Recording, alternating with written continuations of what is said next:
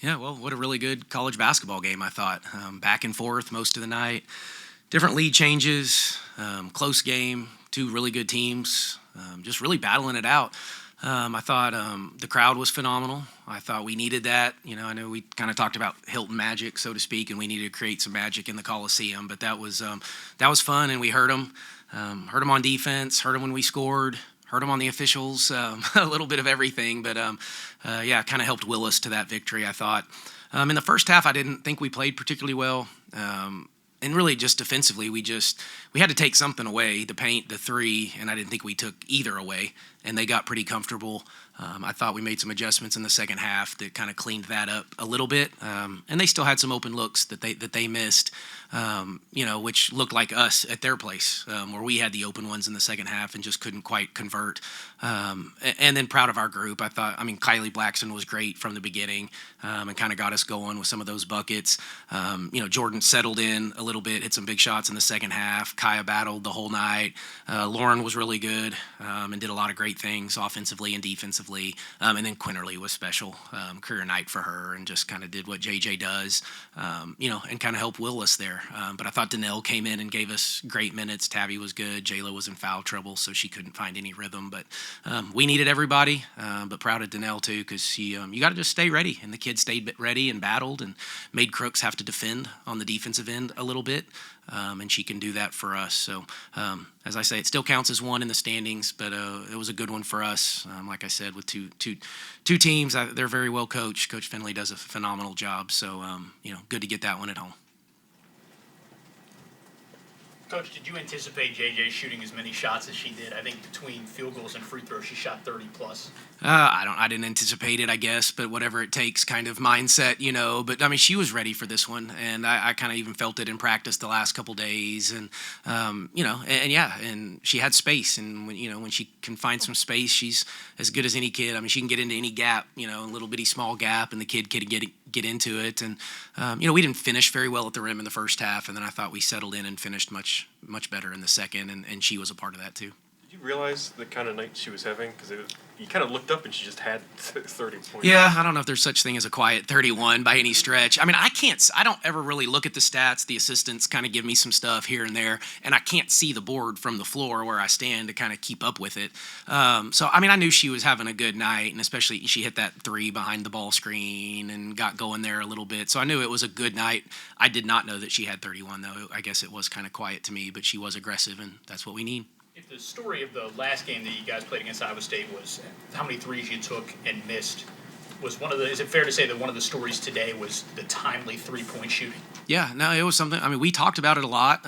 We took 43 at there. That is an absurd amount, and that wasn't the game plan necessarily, but a lot had to do with the way they played us, so I thought we were a little more prepared for that, and I didn't want to take away their confidence or for them to take the threes, and so we spent a lot of time talking about it, and, what are you going to do when you have space? Are you going to turn it down? And if you do turn it down, be confident in whatever play you're about to make, and I thought at their place, we didn't. It was turn it down and we didn't whip the ball, or we didn't attack. We just turned it down and looked like we were, and I don't know, scared, just maybe reluctant.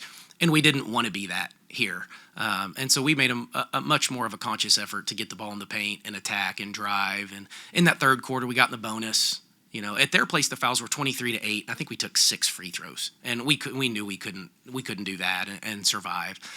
So got to the free throw line a little bit. I think they still outshot us there and beat us from a percentage standpoint, but we tied them on offensive rebounds, so that kind of helped us stay in it, turned them over, and got some points off of those, and then just battled and defended the three better in the second half, and I thought that was probably the difference. So yeah, they missed some of those threes, I guess, and we probably hit some timely ones. What was the thought process behind going to Danelle there in that key moment, and did you think that it would have the amount of impact that it had? Yeah, well, we went to it at their place. And Kylie was just playing pretty well early, which Kylie can give, it's a mismatch both ways. Kylie's a mismatch for Crooks, and then that's a mismatch for Kylie. Bless her heart, we're asking her to defend a kid that she probably shouldn't necessarily be trying to defend. But she was battling and doing a really good job, and then we just needed some size. And Tabby did a fine, she was fine too. But Nels just can match it a little bit. And so it makes Crooks have to work that much harder when you can put Danelle in there. And then Danelle's offense helped too, getting to the free throw line, drawing attention. We were, she caught it and made the little no-look kind of bounce pass to JJ, that got everybody fired up. But, Danelle does that in practice all the time. You guys don't see it, but we see it about every day. And we get a little smile out of in practice, and we smiled a little bit about it, in the game and in the locker room afterward. But, just makes Crooks work a little bit harder. She still found 25 and 16, but making her life a little bit difficult. And I think she missed one or two, right, late that I think Danelle went straight up and Crooks missed, and we were able to rebound. A game that's played in single digits, I think, from start to finish. What does the end of the first quarter mean? That sequence there. Yeah, that shot that kind of got us. Yeah, and it's so funny because Lauren makes those apparent. Like, she's done that her whole career, and so Coach Grayson, who's coached her, Coach Grant say it all. That like the kid has an uncanny ability to do stuff like that. So there was a little momentum there for sure, and I think at their place, if I'm not mistaken, we were up 2 after the first quarter as well. So it was a little higher scoring at their place in the first quarter, but it felt a lot like what it did at their place. But that game, and I don't know if it was as back and forth as it feels like in my mind, but it felt like it was just a high level kind of back and forth. Neither team could separate. For Danelle, can you just talk about, having to come in off the bench, having not played in guard, probably one of the best players in the league, and do as good of a job as she did. Yeah, and we talked about it in the locker room in the post game just now. Like, I think the lesson is to stay ready. Just stay ready. You never know when your number is going to get called. It's a long season. It's a long conference season. But the kid comes every day. She's got a great attitude. She works her tail off. And I wish you could have seen her early when she got here to see the improvement that she's made, because she has come so far. And we knew this is what we brought her for. We knew we needed size, and we had to have somebody guard, which we didn't know Crooks at the time, I guess, but some of the size that's in the Big 12. And she is the one kid that can do that for us. And I think she got a little tired and hadn't played those extended minutes, and so we tried to get her a quick break. But I thought, for the most part, for her, to her credit, she stayed ready. Can you expand on where she's made progress and what you want to see next from Danelle? Yeah, all of it. Defensively she's fine and she has the size, but she's gotten in better shape. Her conditioning's better, her movement's a little bit better. The offensive end is where she just, she has a skill set. She just doesn't always look to take advantage of it. And so, the first move she made, she probably needed one more dribble to get around, and so I think she was a little excited there. But after that, the moves were good. I thought the pass was the right pass, and so she just has to slow down. This is a big-time level, and she's coming up from a junior college level, so she just needed the game to probably slow down a little bit. But I think that's what you're seeing now is the game's slowing down a little bit. To what, is there an extent to which the turnovers make up for getting out rebounded? Yeah, it's how we win the possession battle, because we don't win it on most nights rebounding, but a lot of times it's offensive rebounding too. So we took more shots, which gives them more opportunity to get a defensive rebound where you're on the inside. So with our teams, you have to be a little careful just looking at rebounding as a number. There's a bigger story to that number. I didn't bring my glasses, but we took, 13, I think, more shots than they did. So there's some opportunity there, but, we turned them over, 24 times, and we turned it over 13. So we're plus 11, and those are live ball turnovers, with 17 of those being steals. We should have converted a few more of those. That was the only disappointing part, I thought, is we turned them over at a good rate, but didn't convert as much as we would like to. And you mentioned the crowd. I think it's pretty easily the biggest of this season. Just how much did that play, especially like end of the third, it really got loud. How much did that play down the stretch? Yeah, no, I think a ton. As we're trying to build this and we're trying to get momentum, and we needed games like this against a quality team and to get the big crowd and watch our kids play. And I think we play the right way. And I know we have great kids and they're fun to be around and they play their tails off, and really honestly, I don't know that I've really questioned their effort at all in any game this year. Not one time did I go in there or a timeout and say, we're not playing hard enough, or you're not giving me, give me your heart, and like, come on, guys. Like, we've had to get better X and O, and we've got to teach them some things, but we can feed off of that crowd.